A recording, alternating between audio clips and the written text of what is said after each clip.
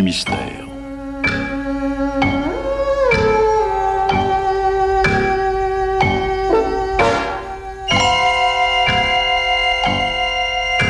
Pierre Billard a choisi pour vous Le crime de Lord Arthur Savile d'Oscar Wilde.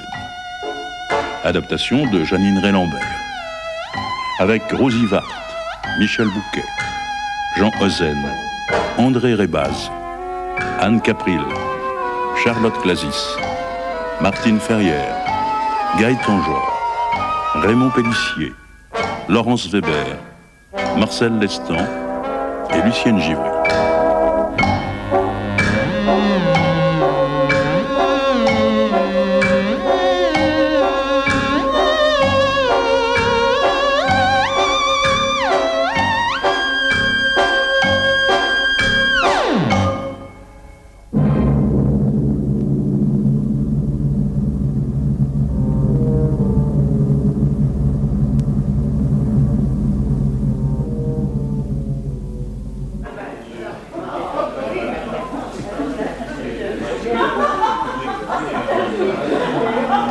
Quelle merveilleuse réception, Lady Windermere. 6 ministres, avec toutes leurs décorations. Les plus jolies femmes de Londres dans leurs toilettes les plus chics. Les prédicateurs en vogue. Et les radicaux les plus violents. Il n'y a que vous pour réunir avec succès des gens aussi divers. Et n'oubliez pas, Duchesse, tout un essaim d'évêques. Dans le sillage d'une prima donna fort replète. Sans compter la princesse Sophie de Karlsruhe qui exhibe ses émeraudes et rit à tort et à travers. Quant à ma salle de souper, elle est absolument bourrée de génie. Venez donc que je vous présente. Comme on comprend que vous attiriez toutes les célébrités de cette fin de siècle, Lady Windermere. Vous avez une personnalité si originale. Mon Dieu, ma chère, j'ai 3 mariages à mon actif. Mais comme je n'ai jamais changé d'amant, le monde a renoncé à médire sur mon compte. Voulez-vous connaître le secret de ma jeunesse persistante? Ma passion effrénée du plaisir. Venez, Duchesse. Mais où est donc passé mon chiromancien? Comment?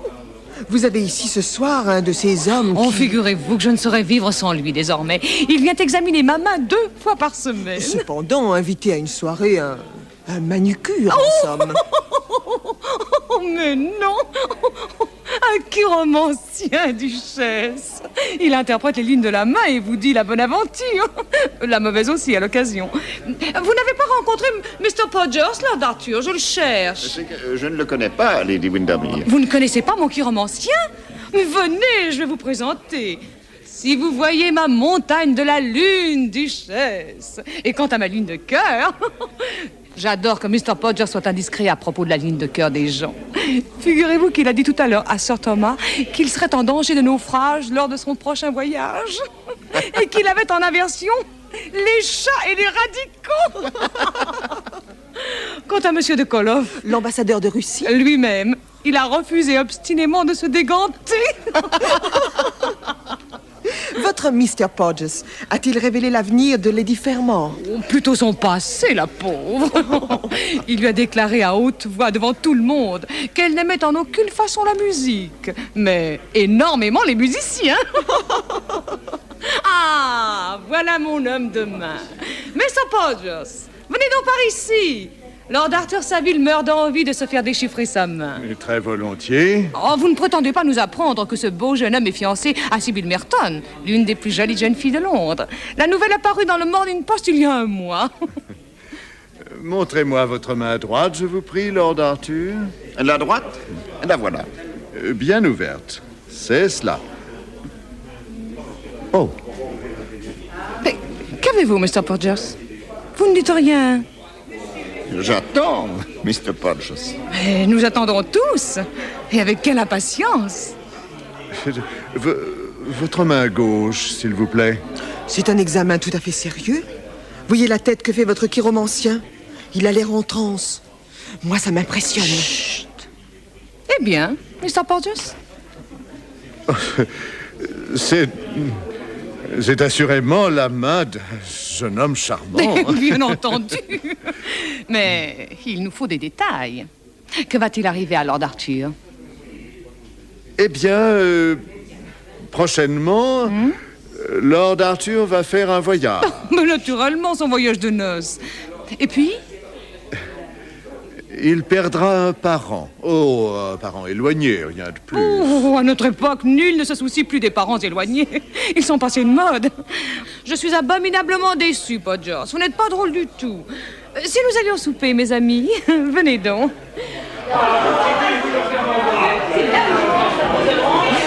Moi, je trouve ça très amusant, la chiromancie.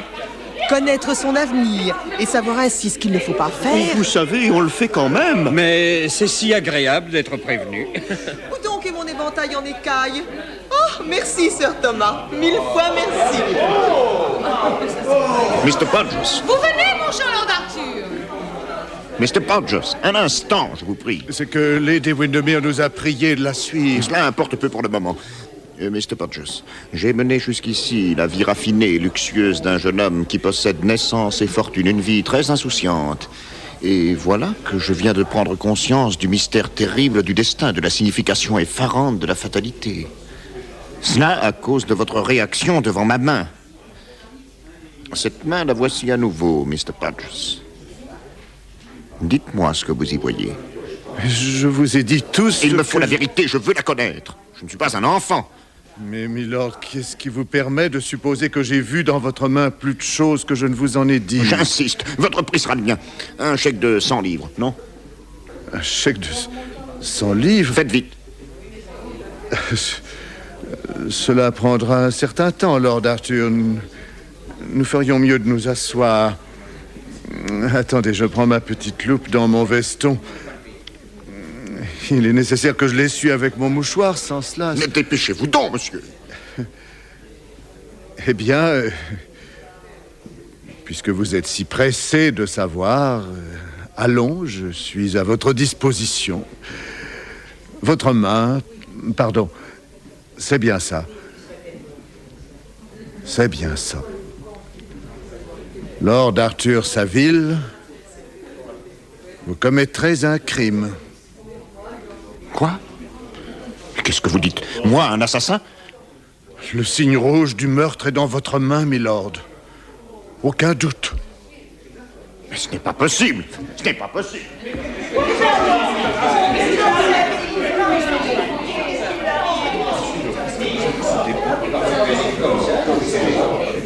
Je ne sais pas, Duchesse.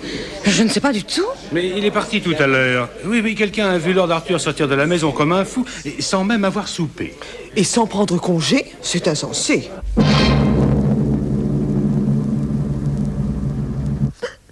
Ne pleurez pas, ma chère Sibylle, je vous en conjure. Si je vous assure que notre mariage doit être ajourné, c'est que j'y suis contraint pour des raisons extrêmement graves, extrêmement sérieuses. Vous me cachez quelque chose, Arthur. Que s'est-il passé? Que vous a-t-on dit? Qui avez-vous rencontré hier à la soirée de Lady Windermere? Une autre femme, peut-être? Rien ni personne ne pourra jamais entamer mon amour pour vous, ma chérie. Et sachez que je lui consens en ce moment un sacrifice peu commun. Je me trouve placé soudain dans une situation terriblement difficile. Ni l'honneur, ni le devoir ne me permettent de m'y dérober. Gardez confiance en moi. Ayez de la patience. Tout s'arrangera. Et ne soyez pas étonnés. Il se peut que je sois obligé de partir pour quelque temps. Oh, partir? Loin d'ici? Oui, j'irai à Venise rejoindre mon frère, Lord Surbiton. Et dès mon retour, je vous le promets, nous fixerons la date de notre mariage. Cher Arthur, j'ai remis ma vie entre vos mains. Il en sera fait selon votre désir, quoi qu'il m'en coûte. Embrassez-moi, Arthur. Sibylle, ma chérie, vous ne savez pas ce dont je suis capable pour que votre bonheur ne soit jamais troublé. Oh si. Je sais que pour moi, vous n'hésiteriez pas à courir n'importe quel danger. À braver la mort même. Prenons les choses dans l'ordre. Puisqu'après une nuit d'insomnie et de tourments, j'ai enfin admis cette nécessité de commettre un assassinat, cette fatalité du meurtre suspendue au-dessus de ma tête, puisque j'ai décidé de me débarrasser de mon crime avant de me marier. Mais évidemment. Là est mon devoir. Je n'ai pas le droit d'épouser Sibylle tant que je vivrai dans la terreur de supprimer quelqu'un. Ce serait une trahison. Question de simple bon sens. Mon cher amour ne doit pas être mêlé à cette sombre histoire. Le meurtre accompli, je me sentirai enfin tranquille, délivré. Ce sera chose faite. Le plus tôt sera le mieux pour elle comme pour moi. Mais voilà. Qui vais-je faire passer de vie à trépas? Comme les religions païennes, l'assassinat réclame non seulement un prêtre, mais une victime. Alors qui? Je ne suis pas un génie. Je n'ai donc pas d'ennemis. Voyons. Voyons la liste de mes amis et parents. Lady Anderson. Oh non. Non. Trop jolie. Ah, Lord Berkeley. Oh non, non, non. Le malheureux a déjà failli mourir d'un mal de poitrine. Laissons-le vivre. Ah, Monsieur François Collin, un Français. Ah. Peut-être que supprimer un Français, ce ne serait pas tout à fait un crime. Collin, non. Lady Clémentina Beauchamp, voilà ce qu'il me faut. Elle est ma cousine maternelle au second degré, par conséquent l'affaire ne sortira pas de la famille. Elle est âgée, malade, aimable, et je l'adore. Parfait, parfait. Mon sacrifice me comptera d'autant plus comme un sacrifice que ma victime est sympathique. Cette chère Lady Clem. Ah, c'est décidé. Oui, mais comment? Comment l'amener à rendre le dernier soupir de façon peu bruyante? J'ai horreur de la violence corporelle, des coups de feu et en ces sortes de choses. Mieux vaut ne pas trop attirer l'attention. Les parents de Sibylle sont un peu vieux jeu. Un scandale risquerait de les amener à faire opposition à mon mariage. Pas de ça, surtout. Dans cette affaire tout à fait ennuyeuse, il me semble que le poison, procédé sûr, efficace, silencieux, pas de scène pénible, du moins pour moi. Bon, eh bien, il me reste à consulter à la bibliothèque de Buckingham Club quelque ouvrage de toxicologie. Et puis...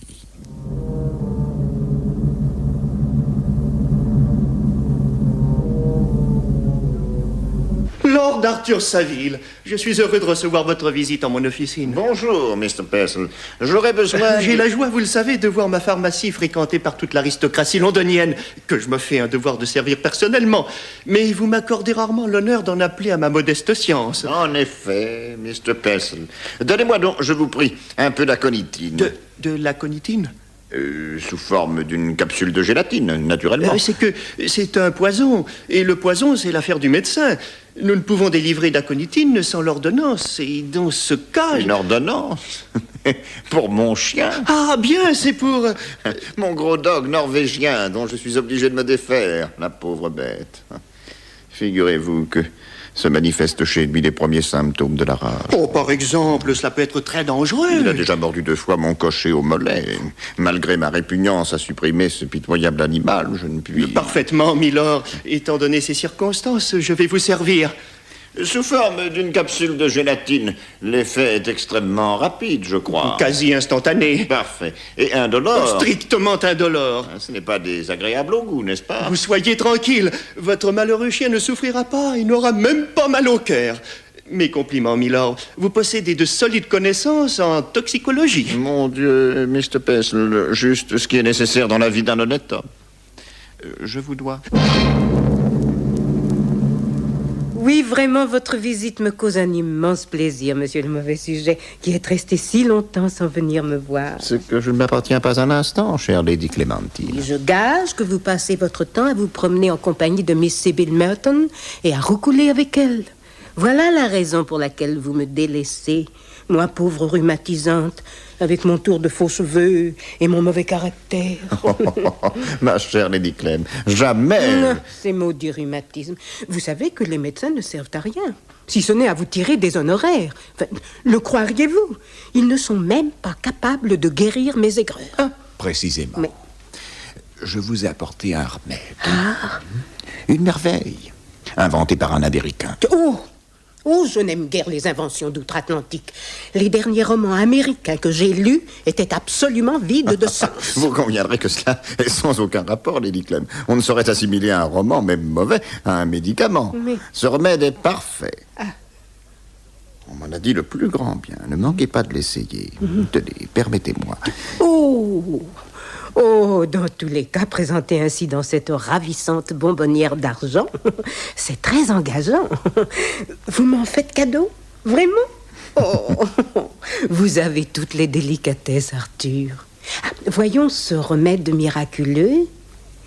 On dirait un bonbon. Je vais le prendre tout de suite. Grand Dieu, n'en faites rien, surtout. Comment? C'est un médicament homéopathique. Oui. Si vous le preniez sans avoir vos aigreurs, il pourrait vous faire énormément de mal. Attendez, Lady Clem, attendez d'avoir une crise. Vous serez étonné du résultat. Je suis pourtant bien tentée. Ce doit être délicieux. En vérité, bien que je déteste les médecins, j'adore les médicaments. Enfin, j'attendrai ma prochaine crise. Et vous pensez en avoir une bientôt? Ah, pas avant une semaine, enfin, j'espère. J'en ai eu une hier, justement. Vous êtes donc à peu près certaine d'en avoir une autre avant la fin du mois. Hélas. Mais comme vous êtes plein d'attention et de gentillesse, Arthur. Vraiment, votre amour pour Sibylle vous a fait grand bien. Avez-vous préparé votre voyage de noces? Rien n'est arrêté définitivement. À propos de voyage, il se peut que je parte prochainement pour Venise, rejoindre mon frère. De sorte que si j'avais encore besoin de ce médicament, il faudrait que je vous écrive là-bas. Je serais surpris que vous n'en ayez pas assez avec cette dose. Parfait. L'Italie, Arthur, l'Italie. Voir Venise et mourir.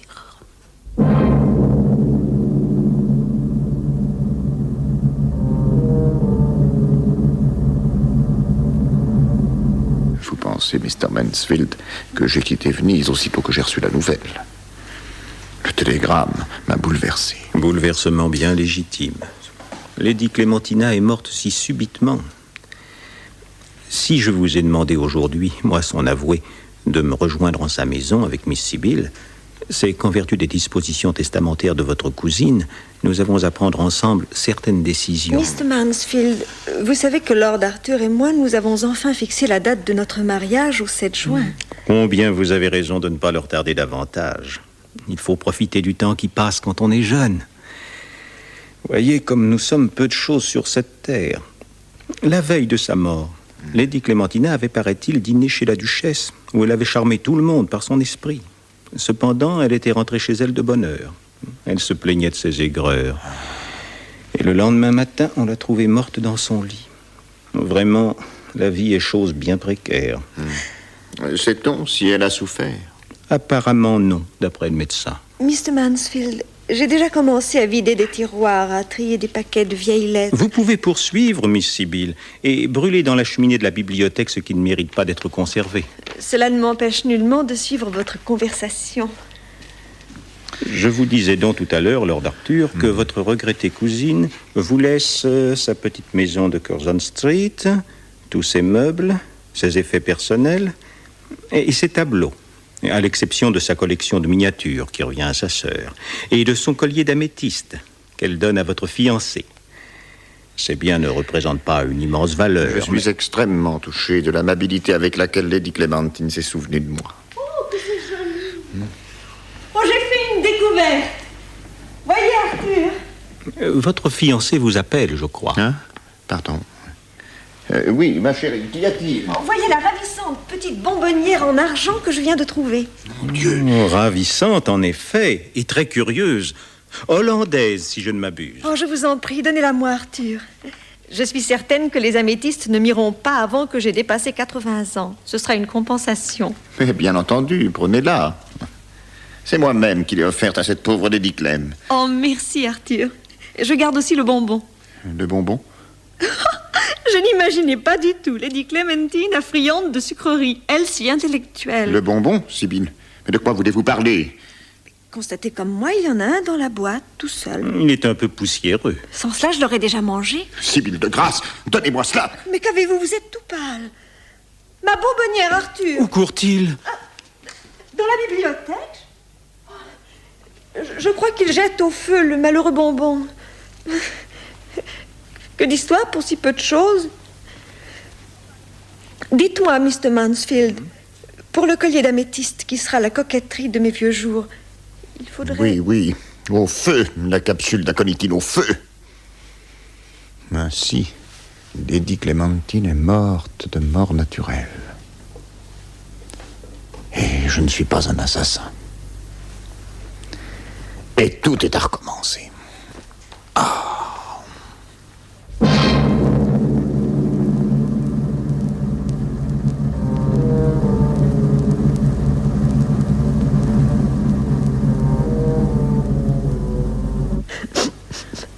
Ma chère petite Sibylle, il ne sert à rien de pleurer. Mais maman, vous ne m'avez pas comprise. Je vous dis que Lord Arthur ajourne une seconde fois notre mariage. J'avais bien entendu. Et toujours sans nous donner la moindre raison valable. Il parle de devoir, de mission, que sais-je. Il s'agit de son honneur, de notre bonheur futur. Non, Lord Arthur se moque de vous, ma fille. Que va-t-on penser dans la société? Il faut rompre vos fiançailles. Jamais, maman. Je l'aime, comprenez-vous? Ma fille, il faut savoir s'imposer certains sacrifices. Et votre père, extrêmement contrarié, sera certainement de mon avis. Maman, j'ai la parole de Lord Arthur. Il a la mienne. Nous nous aimons et rien de ce que vous pourrez me dire ne parviendra à ébranler ma foi en lui. J'ignore ce qui le contraint à agir de la sorte, mais je suis certaine qu'il y est poussé par de nobles sentiments. Je devine en lui un grand chagrin, comme une déception. Visiblement, mon cher Arthur a la mort dans l'âme.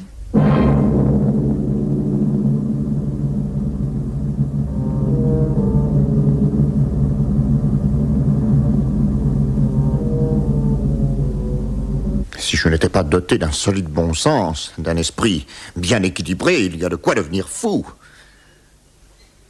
Qu'on ne vienne plus me parler de poison. Fiasco complet. Il me semble que la dynamite ou quelque autre explosif. Oui, c'est à essayer. Mais encore une fois, qui faire sauter? C'est exaspérant d'avoir toujours à recommencer la même chose. N'était le sentiment qu'il est de mon devoir d'accomplir ce crime le plus tôt possible, j'abandonnerais de bon cœur. Mais un Saville n'a pas à ergoter sur les ordres du destin. Bon, revoyons le répertoire des adresses de mes parents et amis. Lady Anderson? Non. Décidément, non. Lord Berkeley? Je retrouve les mêmes. J'aurais dû commencer par la lettre Z. Ah! Le doyen de Chichester. Mon oncle, le doyen. Avec sa manie de collectionner des pendules, il va me sauver la vie. Collection magnifique que celle du doyen de Chichester. Du XVe siècle à nos jours. Je pourrais l'enrichir d'une certaine pendule tout à fait unique en son genre. Oui, mais où achète-t-on des machines explosives? Ce n'est pas le bottin commercial de Londres qui me renseignera. Inutile d'autre part de m'informer auprès de Scotland Yard. On n'y sait jamais rien sur les dynamiteurs. Tout au plus, ces messieurs sont-ils au fait après? Rouvaloff, voilà mon homme. Comte Rouvaloff, s'il vous plaît. Il se souviendra certainement que nous nous sommes rencontrés cet hiver chez Lady Windermere. Rouvaloff, jeune, russe et révolutionnaire, qui fait semblant d'écrire une vie de Pierre le Grand, mais qu'on soupçonne d'être un agent nihiliste. Si celui-là ne peut pas me conseiller en matière d'explosifs, alors c'est à désespérer.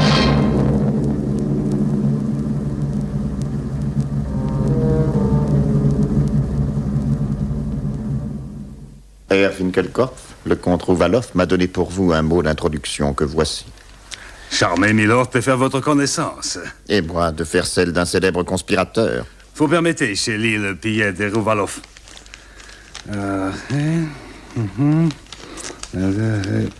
So. Ainsi, Lord Arthur Saville, vous désirez que je vous fournisse une pendule explosive. S'il vous plaît. Herr Winkelkopf. Asseyez-vous, s'il vous plaît, pendant que j'ai fini de déjeuner. Voulez-vous goûter mon vin Turin? Mais non, merci. Je suis confus de déranger votre repas. Ah, non, non. Mon vin Turin est bien meilleur, paraît-il, que celui qu'on sert à l'ambassade d'Allemagne. Tenez, buffet. Merci. Et mon pâté. Prenez. Il est fameux. Ah, les pendules explosives, Milord, ne sont pas des articles intéressants pour l'exportation. Même si elles arrivent à passer la douane, elles sont tellement carottées dans les trains qui arrivent avec tant de retard qu'elles se déclenchent en général avant de parvenir à destination. Mais ce n'est pas... Ah, si vous en voulez une pour usage intérieur, je peux vous fournir un modèle excellent. Vous serez content du résultat. À qui destinez-vous l'engin? À votre santé. Merci. Oh, délicieux, en effet. Je vous le dis tout de suite, si c'est pour la police ou qui que ce soit qui touche à Scotland Yard, je suis au regret. Mais je refuse de vous rendre service. J'ai de nombreux amis parmi les détectives anglais. Je n'en veux nullement à la police, je vous assure. Cette pendule est pour le doyen de Chichester. Par contre, vous détestez à ce point la religion, Lord Arthur? Compliment. Les jeunes gens de notre époque, en général, ne la prennent pas ainsi à cœur. Vous vous méprenez, Herr Winkelkopf. Il s'agit d'une affaire purement privée, une affaire de famille, en quelque sorte. Alors, que diriez-vous de cette jolie petite pendule française? Voyez, avec la statuette qui la surmonte en or moulé. Très jolie. Elle représente? La liberté foulant aux pieds l'hydre du despotisme. Parfait, c'est tout ce qu'il me faut. Et comment déclenche-t-on le mécanisme? Ah, ça, c'est mon secret. Voyez ces petits bâtons de dynamite. Vous dites quand vous voulez que l'explosion se produise, et moi, je règle. Voyons, c'est aujourd'hui mardi. Et si vous pouviez l'expédier tout de suite? Impossible, j'ai beaucoup de travaux à terminer pour des amis de Moscou. Mais demain. Très bien. Si la pendule peut être livrée demain soir ou jeudi matin, fixons l'instant de l'explosion à vendredi midi. À cette heure-là, le doyen est toujours chez lui. Vendredi midi, je note. Eh bien, je vais prendre congé, Herr Winkelkopf. Mais auparavant, combien vous doit? Pour vous obliger, je ne vous compterai que la matière première. Et pour votre père? Ne parlons pas de cela. Pour moi, c'est un plaisir. Je ne travaille pas pour l'argent. Ah, non. Je vis pour mon art. Comment vous remercier? Vous êtes vraiment trop aimable. Par ici, Lord Arthur. Au revoir. Ah, si cela vous est agréable, voulez-vous me faire le plaisir d'assister samedi prochain à un thé-dîner où je vous ferai rencontrer quelques anarchistes? Oh, non, non. Vraiment, sans façon. Je vous remercie, mais samedi prochain, justement... Vous vous êtes moqué de moi, Herr Winkelkopf. Enfin, nous voilà samedi, et rien de nouveau. Mais je ne sais rien, moi, alors, Arthur, de ce qui a pu arriver. T'es calmez-vous. Me calmer, quand j'ai passé hier toute l'après-midi à mon club, à guetter les nouvelles, et cet imbécile de portier du vestibule qui affichait des télégrammes stupides, les résultats des courses, les verdicts des procès en divorce, les informations météorologiques, que sais-je, sans compter les détails les plus ambigus sur une séance de nuit à la Chambre des communes. Je n'y suis pour rien, moi. Enfin, à 4 heures, on apporte les journaux du soir, je les accapare tous à la barbe des autres lecteurs pour les étudier à l'aise dans la bibliothèque, et rien. Pas la moindre allusion à Chichester. Donc, l'attentat a échoué. Je vous fais 1000 excuses, cher Lord Arthur. Je suis désolé. Voulez-vous une autre pendule que je vous fournirai gratis? Une autre pendule? Merci bien. Une caisse de pompe à la nitroglycérine. Bombe inoffensive, probablement. À prix coûtant. Je ne peux pas faire plus. Même à prix coûtant, je n'en veux pas. J'ai perdu toute confiance dans les explosifs. Ah, que voulez-vous? À notre époque, tout est tellement frelaté qu'on n'a même plus de la dynamite de bonne qualité. C'est sûr, quelque chose a dû marcher de travers dans le mécanisme, mais tout espoir n'est pas perdu. Notre pendule peut encore se déclencher. Vous croyez? Mais oui. Si vous permettez, je vous raconte un exemple. Une fois, j'ai envoyé un baromètre au gouverneur militaire d'Odessa. Il devait faire explosion les baromètres au bout des 10 jours. Eh bien, il n'a sauté qu'au bout des 3 mois. 3 mois? Mais je ne peux pas attendre 3 mois. C'est bien, c'est énorme. Quand le baromètre a fait son explosion, les gouverneurs avaient déjà quitté la ville depuis 6 semaines. Et ce n'est qu'une servante qui a volé en éclats. Mais ça prouve du moins que la dynamite, quand elle est commandée par un mécanisme, représente en tant que force destructrice un agent puissant, même si elle manque de ponctualité. Oh, quand j'ai dit 3 mois, c'est un maximum. Oui. Évidemment. La pendule du doyen, pour n'être pas à l'heure, si j'ose dire, pourrait peut-être néanmoins éclater prochainement. Enfin, dans un délai plus ou moins court. Voilà. Comme on dit chez nous, aufgeschoben ist nicht aufgehoben. Ah oui, vraiment. On dit cela. Ah, c'est un proverbe. Ce qui est différé n'est pas perdu. Ah, vous êtes un peu consolé, cher Lord Arthur? Je serais navré de perdre votre clientèle. Attendons, Erwin Kelkopf. Attendons. Il n'y a pas autre chose à faire.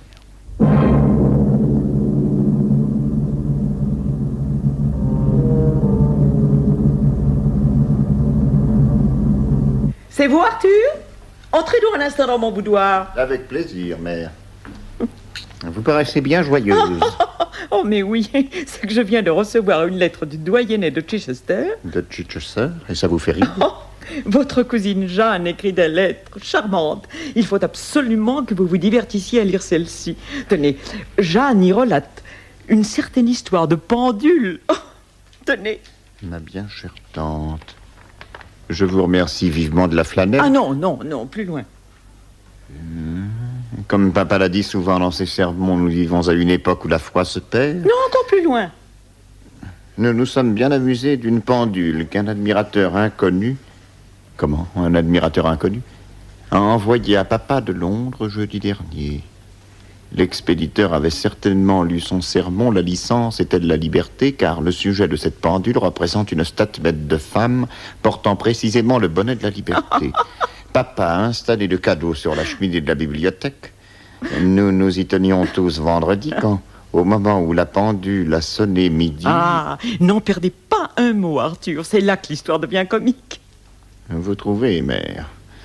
À sonner midi, nous avons entendu comme le bruit d'un tourbillonnement. Un petit nuage de fumée s'est échappé du socle.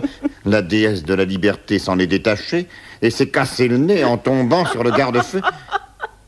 Nous avons tous été pris de fou rire, puis nous avons regardé de près cet étonnant présent. C'est une sorte de pendule à réveil, et si on la règle pour une heure déterminée, en disposant un peu de poudre avec une amorce sous un petit marteau, elle fait explosion à volonté. Oh, c'est d'une ingéniosité. C'est pas votre avis? Si, très ingénieux. Mon frère l'a emporté dans la salle d'études et au lieu de s'occuper de ses devoirs, il passe son temps du matin au soir à faire des explosions. C'est très amusant. Croyez-vous qu'Arthur aimerait en avoir une comme cadeau de mariage? Ah non! Une pendule de cette sorte chez moi, non! Non! Oh, moi je trouve l'idée excellente. Oh, mais quelle figure vous faites, mon pauvre Arthur! Continuez la lettre. Je suppose qu'elles sont très à la mode à Londres. Papa dit qu'elles seront très utiles en démontrant qu'il faut toujours que la liberté s'écroule. En tout cas, cela prouve qu'on lit ses sermons avec profit. Pour aller mercredi chez l'évêque, je mettrai ma robe de satin jaune. Oui, on va donner. Ce ne sont plus maintenant que des histoires de chiffon. Oh, mais mon cher Arthur, mais que signifie ce visage long d'une aune? Ah, je ne vous montrerai plus de lettres de jeune fille, ça vous émeut trop. Dites-moi, que dois-je répondre à Jeanne au sujet de la pendule? Ah, personnellement, j'aimerais bien en avoir une. En ce qui me concerne, ma chère mère, ça ne m'emballe pas du tout. Mais alors là, vraiment, pas du tout. Oh. Je vous souhaite une bonne soirée. Merci, Arthur. Vous allez à votre club? C'est une idée, oui. Je m'y rendrai tout à l'heure. Votre frère doit y dîner, je crois. Vous dînerez avec lui, sans doute. Peut-être, mais je n'ai pas grand faim. Oh, ma parole, mais c'est la lettre de Jeanne qui vous a coupé l'appétit.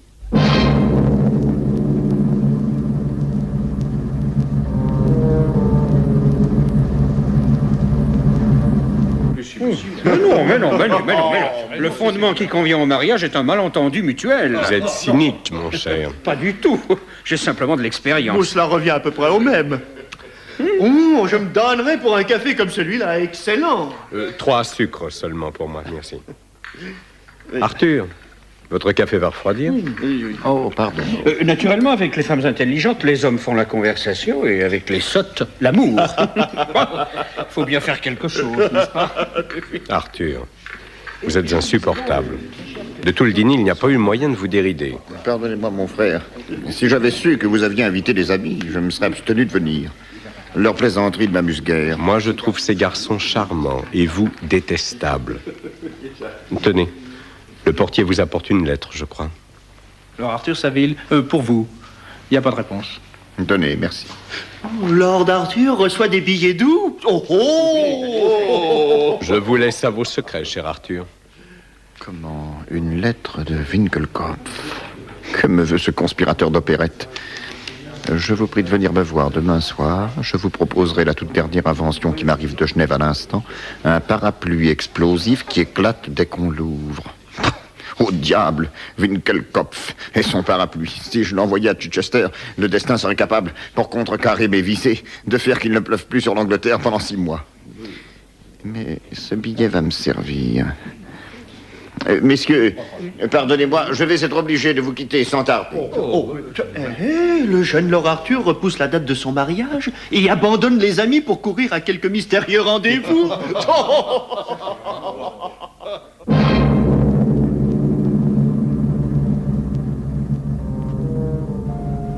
Rendez-vous avec la nuit, oui. Rendez-vous avec la solitude. Rendez-vous avec moi-même sur le bord de la Tamise. Avec la lune qui me nargue de là-haut. Mais mon Dieu, j'ai pourtant fait de mon mieux. C'est à décourager les bonnes intentions. J'ai échoué 2 fois, sans qu'il y ait faute de ma part. Je n'ai voulu que faire mon devoir. Mais maintenant, c'est bien fini. Je ne chercherai plus à donner le plus petit coup de pouce au destin. Encore un chaland à cette heure. La marée l'emporte. Moi aussi. Je ne sais quelle marée m'emporte.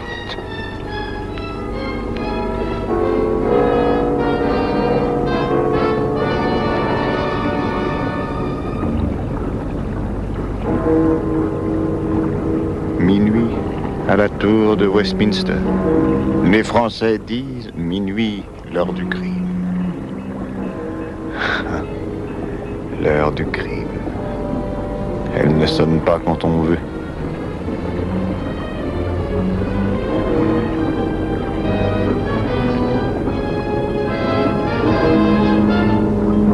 Comme le monde de la nuit est étrange.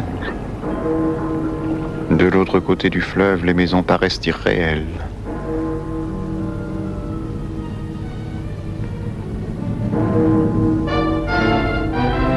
Avec cette lune, l'argent et l'ombre ont façonné l'univers à neuf. Cette solitude. Pas âme qui vit. Un homme là-bas, penché au-dessus du parapet, dans la lumière du réverbère. Qu'est-ce qu'il fait à scruter le fleuve? Il a laissé tomber quelque chose. Mais... oh non. Impossible. J'ai une hallucination. Mais si, c'est bien lui. Mr. Podgers. Mr. Podgers. Ce qui romancien de malheur. Oh, une idée. Il n'a même pas deviné ma présence. En m'approchant doucement derrière lui. Lâche, non, au secours!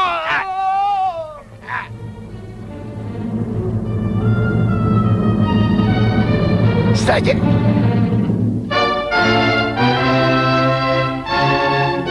Et non.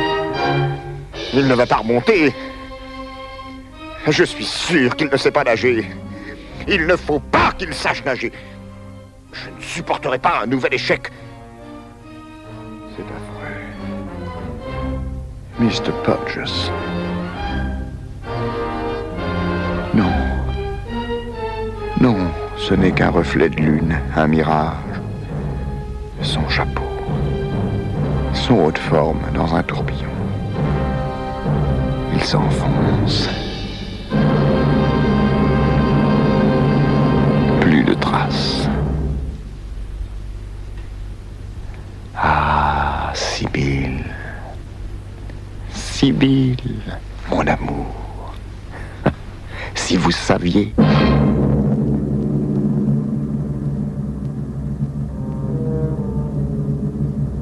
Enfin, Arthur. Vous n'êtes pas plus agréable à l'heure du thé qu'à celle du dîner. Je vous détaille la chanson comique de la dernière opérette en vogue, sans parvenir à tirer de vous autre chose que des soupirs de lassitude. Que venez-vous faire au Buckingham Club, si c'est pour vous y ennuyer? Mais je ne m'ennuie pas, mon frère. J'ai quelques tracas ces temps-ci, je l'avoue, mais ne vous inquiétez pas. Voilà les journaux du soir, Milord. Ah, voyons les nouvelles. Cela vous distraira. J'aime beaucoup le St. James. C'est une feuille sérieuse. Dieu, mais vous vous jetez là-dessus, Arthur, avec une frénésie fort peu britannique. Il n'y a pourtant jamais rien de bien sensationnel dans ces journaux. Débat aux communes. En France, le général Boulanger. Oh, écoutez cela, un fait divers. Suicide d'un chiromancien. Vous dites suicide? Oui. On était sans nouvelles depuis quelques jours du célèbre chiromancien Septimus R. Podgers. Hier matin, à 7 heures, le flot a ramené sur le rivage, à Greenwich, le cadavre du malheureux gentleman. Dans un état de forte dépression nerveuse, dû pense-t-on au surmenage, il s'est suicidé. Du moins on le suppose. Telle a été la conclusion du jury du coroner, qui a rendu son verdict cet après-midi.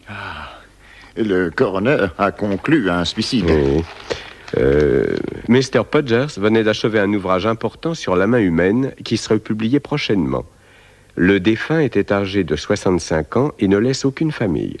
Eh bien, tant mieux.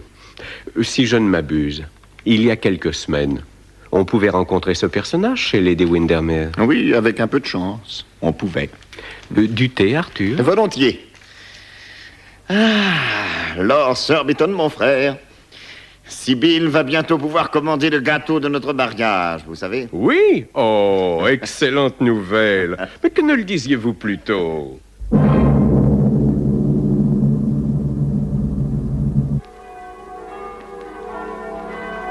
Je n'ai jamais vu l'église de Saint-Peter aussi bondée. Et rien que des gens chics, Duchesse. Mr. Mansfield, comment trouvez-vous le marié et la mariée? Ils forment le plus beau couple qu'il m'ait été donné de voir, Lady Windermere. Ils sont encore mieux que beaux. Ils sont heureux. Mais qui donc célébrait le service? Le doyen de Chichester, voyons. L'oncle de Lord Arthur. L'homme en pendule? Oui. Il paraît qu'il en a reçu une voilà quelque temps, je vous raconterai. Ma chère Sibylle, tous mes vœux de bonheur. Oh, merci. Oh, merci, je suis très touchée de tant d'amitié. Merci. Vous revenez vous installer à Londres, Lord Arthur? Le duc, mon père, nous a offert en cadeau de mariage cette vieille demeure délicieuse qu'est Alton Priory. Nous allons y vivre. Oh, parfait. J'espère bien, chère Lady Windermere, que vous nous ferez le plaisir de venir passer quelque temps près de nous, à Alton Priory. Avec joie, mais plus tard, beaucoup plus tard, Lord Arthur. Je ne veux pas troubler votre tête-à-tête avec Sibylle.